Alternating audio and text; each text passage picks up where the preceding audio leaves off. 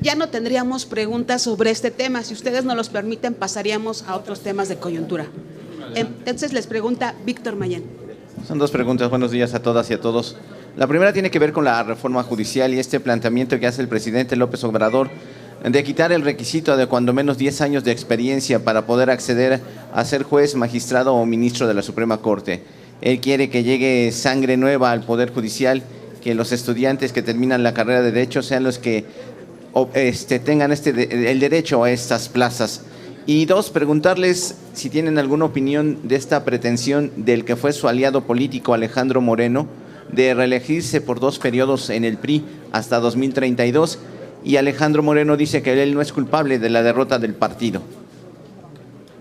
Yo te voy a contestar un poco ayer estuve en el foro en Tuxtla Gutiérrez y justamente abordamos el tema de la capacidad. Yo digo que se requiere experiencia, conocimiento, honestidad. Estas 3 cosas son un requisito para ser juez. Tú imagínate que un recién terminado estudiante de medicina te operara del corazón sin tener la experiencia necesaria. Hay profesiones donde se requiere la experiencia. En el caso de los jueces es la libertad la que va de por medio. O sea, una sentencia de un juez pues es tu libertad o la cárcel, y si se equivoca pues puedes pasar 30 años en la cárcel. El médico pues va de por medio la vida. Entonces hay ciertas profesiones donde la experiencia sí es necesaria, y a mí me parece que en la impartición de justicia es indispensable. Yo no coincido con el presidente de que la experiencia está ligada a la corrupción.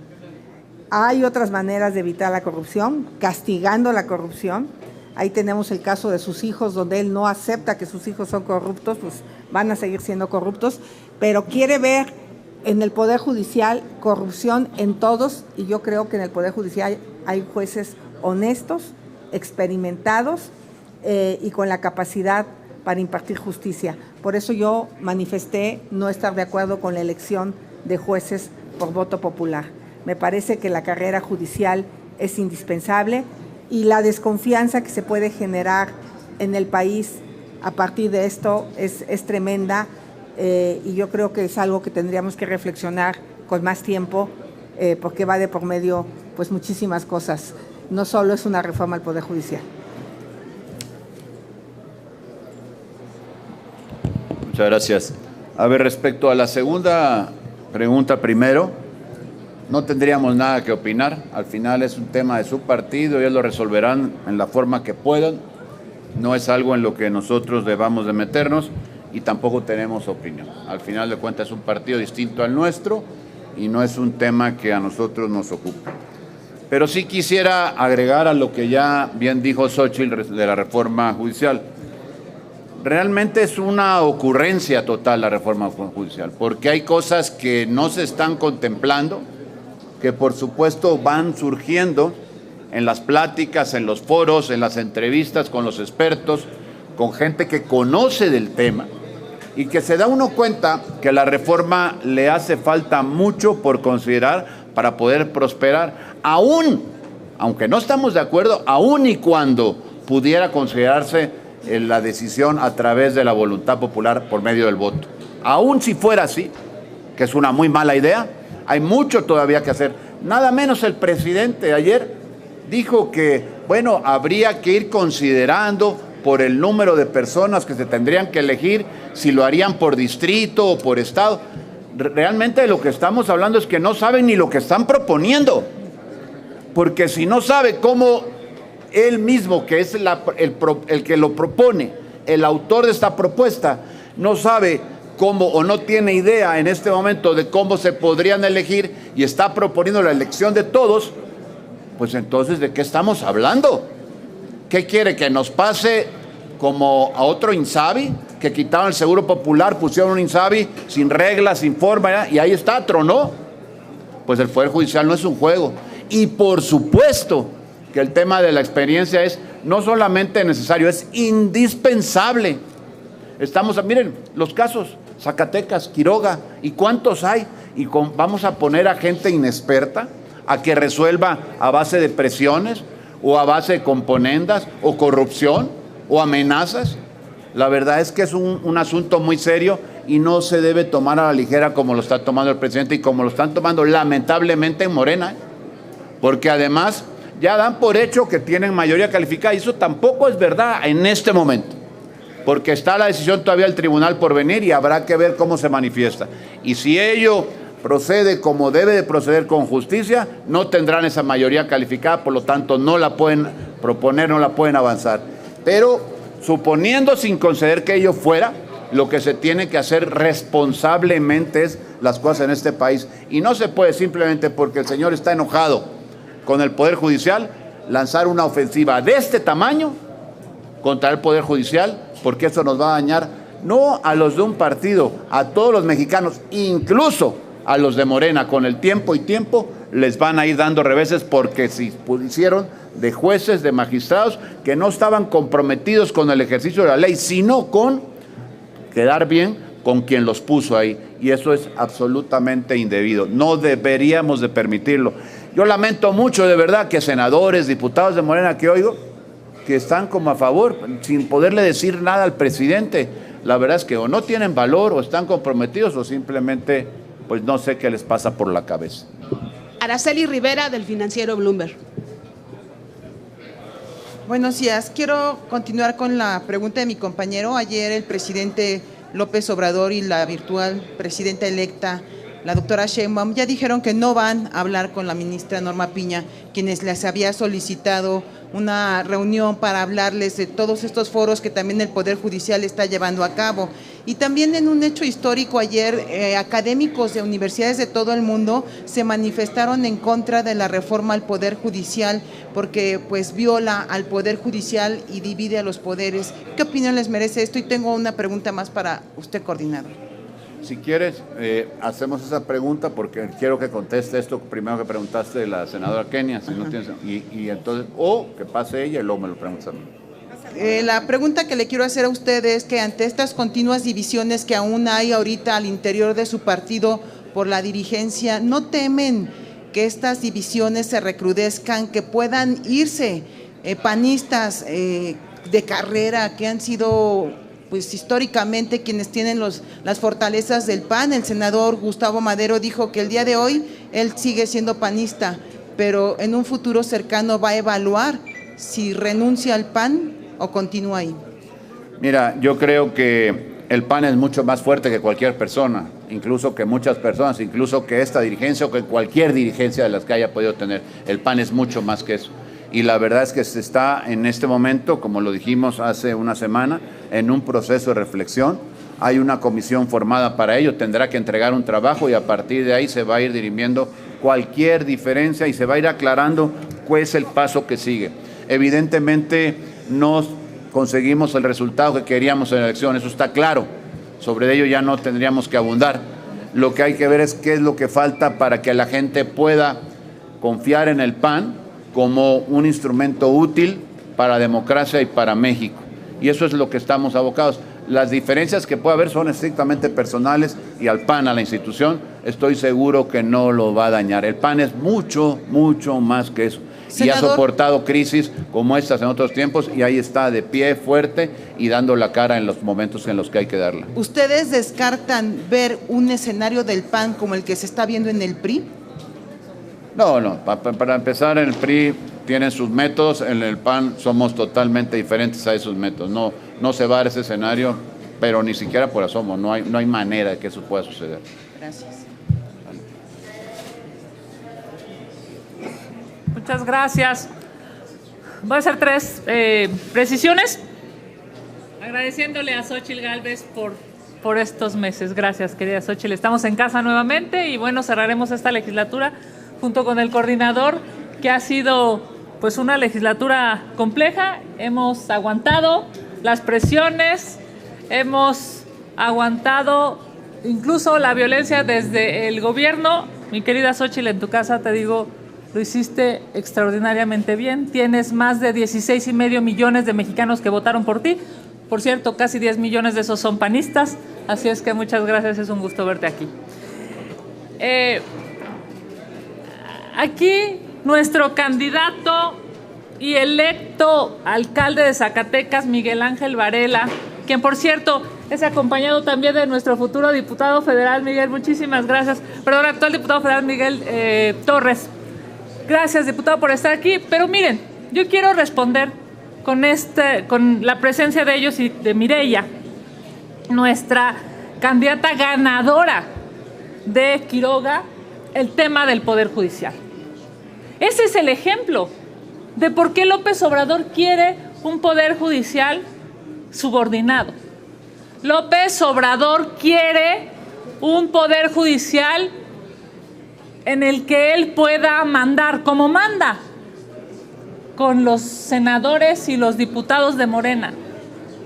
Y además en esta irracionalidad quiere trascender, por eso metió esta iniciativa, yo diría, lastimando la importancia de tener a una primera mujer en la historia como presidenta de este país. ¿Qué dicen los estándares internacionales? Que por cada 100,000 habitantes debe haber más o menos 65 juzgadores. ¿Saben cuántos hay en México? 4. Entonces el problema en realidad de falta de justicia es porque el Poder Judicial necesita más presupuesto, más fortalecimiento. Se necesitan 65 y solamente hay 4 juzgadores en México. Desde aquí le decimos a López Obrador, desde aquí le decimos a Morena, jueces sin experiencia van a dañar al pueblo de México. Jueces que no tengan la capacidad de entendimiento legal van a dañar en la vida, la libertad y el patrimonio de los mexicanos. Esta ocurrencia infame de querer que los jueces no tengan experiencia va a lastimar, por cierto, a los más pobres. No vamos a acompañar esa irresponsabilidad, porque lo que México necesita es un Poder Judicial fortalecido. A propósito de el desdén del presidente López Obrador a la ministra presidenta de un poder en este país, le decimos a López Obrador, qué lástima que nunca supo dialogar, qué lástima que rechaza el diálogo con la ministra Piña, qué lástima que demuestra su falta de entendimiento de la pluralidad. A la ministra Piña, todo nuestro respeto. Por cierto, al ministro Lainez, todo nuestro reconocimiento por esa inteligencia que ha vertido en estos días de los foros. Muchas gracias. Yo quisiera hacer un comentario adicional, que también ayer lo hice en Chiapas. El tema del Poder Judicial, la justicia no solo tiene que ver con el Poder Judicial. Obviamente, un policía que levanta mal un acta, pues es la base para la condena o no de un delincuente. Ahí está el principio de la justicia. Hablé de la justicia cívica, de los jueces cívicos, la prevención del delito. Hablé de las fiscalías locales y federales. Muchos de los problemas que tenemos es porque las fiscalías están rebasadas, están saturadas, hacen mal su trabajo. Los poderes judiciales estatales, no hablamos de eso. Obviamente estamos hablando del Poder Judicial Federal, pero tampoco hablamos de las cárceles, donde se han vuelto hoteles para los delincuentes, pero también violación de derechos humanos de personas. Necesitamos hablar de una reforma más integral en materia de justicia, y eso yo lo dejé claro ayer. Respecto a la negativa del presidente de no hablar con la ministra Piña, De él no me puedo esperar ninguna otra cosa. Pero de la virtual presidenta electa lo lamento, porque ella en su discurso de triunfo habló de diálogo, habló de escuchar. ¿Qué se puede esperar cualquier mujer de ser escuchada si la presidenta de la Corte no es escuchada? Creo que ese tema se tiene que replantear del trato que está recibiendo la ministra presidenta, tanto del presidente actual como de la virtual presidenta electa. Yo creo que tiene mucho que decirle y ojalá escuche a las mujeres, porque la presidenta de la Corte no es cualquier mujer, es la presidenta de la Suprema Corte de Justicia, que también hizo un diagnóstico en general de la justicia en México y creo que tendría mucho que aportar para esta reforma. Cerramos este bloque de preguntas con Lorena Sánchez del Canal Judicial. Perdón, Justicia TV. Gracias, buenos días legisladoras, legisladores. Justo en este sentido, pero quisiera cambiar el enfoque. ¿Qué opinión le merece que en esta coyuntura y tal como lo han expresado, sea la ministra presidenta Norma Lucía Piña quien abra este diálogo, quien se abra abiertamente a flexibilizar para que se pueda reflexionar nuevamente sobre la construcción de una reforma que le haga bien al país? También preguntarles, como oposición, si llegase a aprobarse esta reforma en sus términos, ¿qué van a hacer en términos procedimentales para que este radicalismo que se está cocinando en el Congreso no afecte la impartición de justicia? Y tocando también el tema de lo que ocurre en los estados, la importancia de que la ciudadanía justo sepa que una reforma judicial tiene que pasar y tiene que tocar a los tribunales locales, a la justicia local, que a veces se confunde muchísimo y es lo que pasa en este caso. También en materia electoral se han hecho muchos llamados para que esta reforma contemple también a tribunales agrarios, a tribunales administrativos y a todos los entes de impartición de justicia. Quisiera que me pudieran hablar sobre eso. Gracias. Yo celebrar que la ministra Piña haya iniciado estos diálogos que cerró en Tlatelolco. A mí me parece que el documento que leyeron es impecable. Lo debería de tomar en cuenta también el Poder Legislativo, pero parece que cada quien está en su carril. Y sí me parece que la virtual presidenta electa pudiera ser ese personaje de conciliación entre el Poder Legislativo y el Poder Judicial. ¿Qué necesidad de arrancar un nuevo gobierno con la confrontación? Un país que le apuesta a la división, al odio, no sale adelante. ¿Qué necesidad de arrancar un gobierno con tan poca certeza jurídica para los trabajadores, por ejemplo, pero también para los inversionistas y para los ciudadanos y para en general todos, de saber que si el juez que te tocó tiene experiencia o no para resolver tu caso? Imagínate, si está de por medio tu patrimonio, te puedes quedar en la calle. Imagínate si está de por medio tu libertad. Entonces sí me parece muy delicado y ojalá nosotros ya nos vamos, vienen nuevos diputados, nuevos senadores electos. Aquí mi querida Kenia se queda de diputada y yo estaré desde la sociedad civil trabajando para pues, también ser un contrapeso a lo que parece ser. Yo esperaría algo distinto. Espero que el 1 de octubre tengamos una sorpresa, pero hasta el día de hoy parece ser oídos sordos. ¿Qué van a hacer como oposición?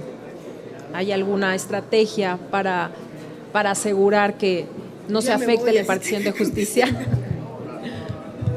Estamos hablando ya una vez que se hubiera consumado la reforma, la propuesta de reforma, ¿no? Sí. Bueno, ahí la oposición en ese momento lo que tendría que hacer es estar muy pendiente de aquellos eventos que se sucedieran en los distintos tribunales. Porque me parece que lo grave aquí es, lo decía Xóchitl hace un momento, una persona, un joven, que con toda la buena intención de repente enfrenta a un asunto muy complicado que puede significar intereses muy grandes tal vez de unos y de otros, pues es difícil que pues no se pueda llegar a equivocar. por supuesto que se puede equivocar. Ya no hablo de mala fe, ya no hablo de direccionamiento de su voluntad, simplemente hablo del desconocimiento de la experiencia que puede tener otra persona que ha estado en ese cargo.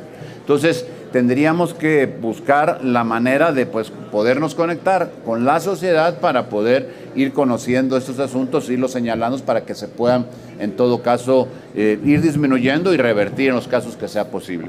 De otra manera, pues no habría mucho más que hacer, porque una vez que esto se haya votado y que sea un hecho, bueno, pues lo que tenemos que hacer en todo caso es señalar aquello en lo que se vayan equivocando para que se corrija, no por el afán de verlos equivocarse, sino por el afán de que se pudiera corregir, y pues nada más, porque no alcanza para más los votos que se tienen en este momento, suponiendo sin conceder que así quedaran antes de que el tribunal resuelva, pues no darían, por lo menos en la Cámara de Diputados, para poder cambiar esto.